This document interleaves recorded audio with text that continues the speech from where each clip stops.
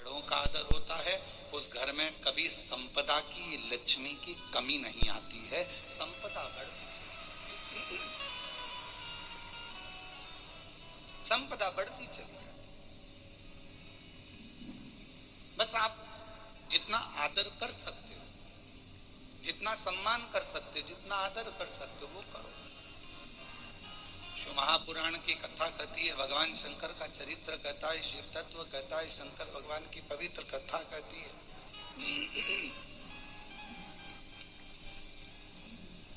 पितृलोक में जैसे ही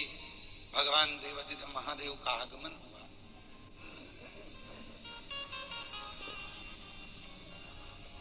और पितृलोक में जैसे ही महादेव का भगवान शिव का आगमन होता है, सारे के सारे पितृ खड़े होकर शिव जी का आदर करते हैं, सम्मान करते हैं।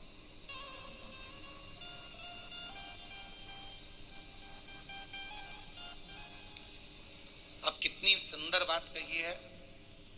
पितृ शिव जी का आदर कर रहे हैं, शिव जी पितरों का आदर कर रहे हैं, क्योंकि हमारे धर्म पत्नी माता पार्वती जी के नाना नानी हैं।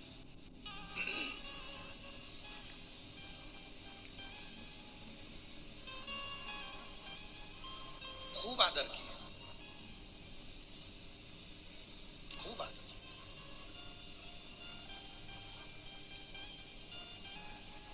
जब पितृलोक से भगवान शंकर जाने लगे,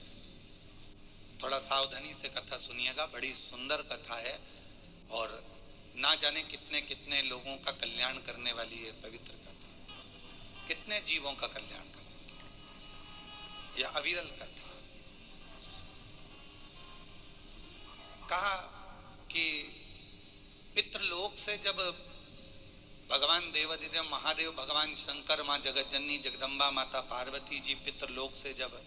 जाने लगे, पितृलोक से जब निकलने लगे, जाने लगे, तो पितृलोक से जाते जाते भगवान पितृदेव ने भगवान शिव जी को रोका,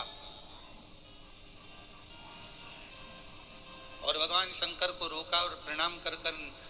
पितरों ने भगवान शिव जी को रोक कर, प्रणाम कर कर, नमन कर कर विनय करा कि आप हमारी बेटी की बेटी आपके साथ में बिहाई है, माता पार्वती जी का विवाह आपके साथ में हुआ है, माँ जगतजननी आपके साथ में बिहाई है, आपसे एक निवेदन है कि संसार में रहने वाला मानव,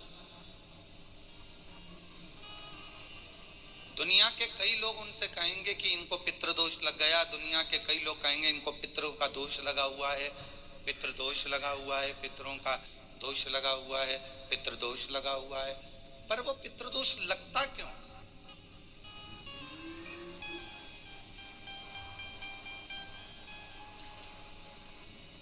पितृदोष लगने का कारण है क्या? आपने अपने गए हुए पूर्वजों के लिए तर्पण भी करा, पिंडदान भी करा, तिलांजलि भी दी, ब्राह्मण का भोजन भी कराया, सब कुछ करा, जो आपसे बन सकता था आपने सब कुछ करा, सब कुछ। फिर पितृदोष कैसे लग गया? फिर पितरों का दोष कैसे लग सकता है? तो पितरों ने तुरंत भगवान देवादिदेव महादेव से कहा कि संसार सागर में माता पिता के रहते हुए उनका आदर ना कर पाना, या माता पिता को जब प्यास लगी उस समय पर जल प्राप्त ना हो पाना, या किसी न किसी रूप में माता पिता के पूर्वजों के आदर से वंचित रह जाना, फिर माता पिता के चले जाने के बाद, बुजुर्गों के चले जाने के बाद वो दोष घर में लग जाना पितृदोष की संज्ञा में आता। और पितृदोष के 4 लक्षण सबसे प्रबल हैं। ये कोई भी अनुभव कर सकता है पितृदोष के 4 लक्षण में। पहला लक्षण है 1 रुपया कमाओ, 1.25 रुपए खर्च हो रहे हैं, समझ लेना पितरों का दोष है। दूसरे नंबर का, एक व्यक्ति घर में बीमार है, ठीक हुआ, दूसरा बीमार पड़ गया, तीसरा ठीक हुआ, चौथा बीमार पड़ गया, घर में कोई ना कोई निरंतर बीमार पड़ा हुआ है, दवाई गोली लगी रही है, समझ लो पितरों का दोष है। तीसरे नंबर पर आप कोई पूजन की थाली लगाए, किसी को भोजन देने जा रहे थे, किसी को पानी देने जा रहे थे, किसी को भोजन का कोई नाश्ता देने जा रहे थे, और आपकी ट्रे में से, आपकी थाली में से, आपके हाथ से अगर कोई भरा हुआ पात्र पानी का गिर गया, नाश्ते का गिर गया, थाली गिर गई, कोई दूध का गिलास गिर गया, कोई सामग्री गिर गई, कोई पूजन की थाली तुम्हारे हाथ में है और पूजन की थाली में से मालूम पड़े कोई सामान गिर गया नीचे, समझ लो कि पितृ का दोष है। और चौथे नंबर पर पितरों का दोष का वर्णन किया गया, घर में जितने सदस्य रह रहे हैं, अगर वो किसी न किसी रूप में एक दूसरे पर चिढ़कर बोल रहे हैं, क्रोध कर कर बोल रहे हैं। प्रश्न बहुत छोटा सा है, पत्नी ने कुछ कहा, उसका उत्तर पति ने चिढ़कर दिया, पति ने कुछ कहा, पत्नी ने चिढ़कर उत्तर दिया, बच्चों ने कुछ कहा, माँ बाप ने चिढ़कर उत्तर दिया, माँ बाप कुछ बोले, बच्चे चिढ़कर उत्तर दिए, समझ लेना कि कहीं ना कहीं पितरों का दोष। तो भगवान पितृदेव ने अपने दामाद से,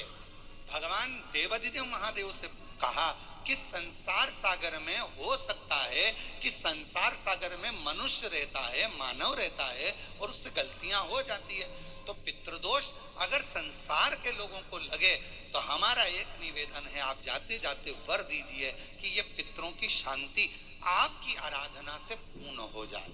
बस इतना वर दे दीजिए। शिव जी उस समय पर मौन हो, भगवान देवाधिदेव महादेव एकदम मौन।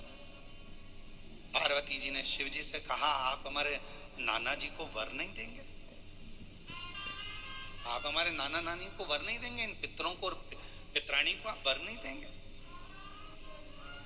शिव जी ने वर दिया मां पार्वती जी के नाना जी को और अपने नाना ससुर को। हे पितृदेव,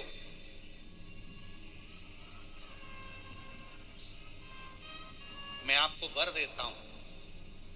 श्राद्ध पक्ष के 16 दिन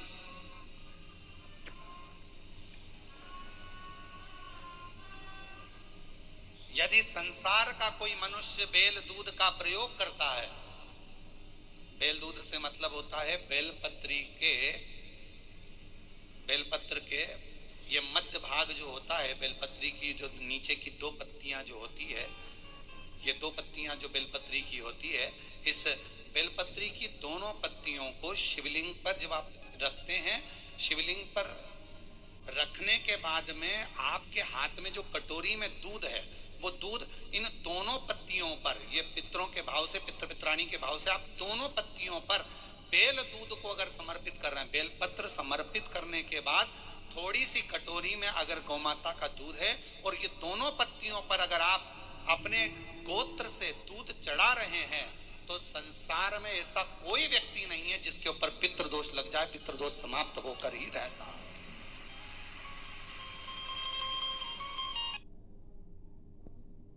पत्र चढ़ाई, बेलपत्र चढ़ाकर ये नीचे की जो पत्ती है, आपका जो दूध का भाग है, वो 2 पत्ती पर चढ़ना, तीसरी पत्ती पर जल का भाग आता है, 2 पत्ती पर आपका दूध का भाग रहे। और जब बेल दूध का प्रयोग आप करते हैं, तो दूध बाबा को 16 दिन श्राद्ध के अगर कोई कह दे कि आपके घर में पितृदोष है, ये दोष है, वो दोष है, सारे दोष आपके यहाँ लग गए, और आपके यहाँ ये 4 लक्षण अगर पितृदोष के दिख रहे हैं जो पहले कथा में वर्णित किए, अगर ये लक्षण दिख रहे हैं, तो श्राद्ध पक्ष के 16 दिन आप चालू हो जाओ। बेलपत्री शिव जी को चढ़ाया, कटोरी में या चम्मच में 2 बूंद का भी अगर दूध लेकर गए हो, थोड़ा सा भी, बस 2 पत्ती पर आपने दूध और 1 लोटा जल जो तीसरे नंबर की पत्ती है उस पर समर्पित करा। आपको 16 दिन करने के बाद आपको खुद अनुभव होगा, 17वें और 18वें दिन से घर में ऐसा लग रहा है कि सब शांति है और कोई किसी से चिढ़कर बात नहीं कर रहा, लक्ष्मी की वृद्धि अपने आप होना प्रारंभ। शिव महापुराण की कथा कहती है, किसी की फैक्ट्री बंद हो गई, किसी की दुकान बंद हो गई, चलते चलते अगर किसी का व्यापार बंद हो गया, 4 दिन चल रहा था, बहुत अच्छा चला, उसके बाद एकदम डाउन आ गया, कोई प्रशासनिक कार्रवाई हो गई, कोई अदालती कार्रवाई हो गई, कोई परेशानी सामने आकर खड़ी हो गई है, तो भी अगर लगातार शंकर भगवान के शिवलिंग पर बेल दूध का प्रयोग किया गया है, तो आप 17वें दिन से अंदाजा